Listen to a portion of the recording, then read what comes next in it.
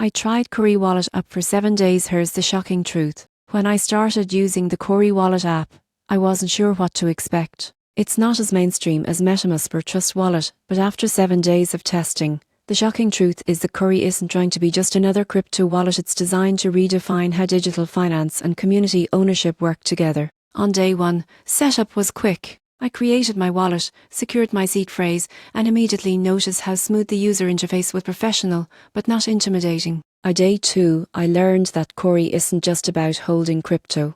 It's part of a larger ecosystem where users can participate in community-backed projects. That means your wallet doesn't just store assets, it connects you to investment opportunities within the Kauri network. By day 4, I transferred some Bitcoin and Ethereum to test transactions. The speeds were solid, fees were transparent, and I love the in-app transaction history layout, clean and easy to understand. By day 5, I explored the built-in project dashboard. This is where Kauri's unique twist becomes obvious. You can support verified ventures, stake tokens, and even earn passive income through blockchain-based projects, all from within the app.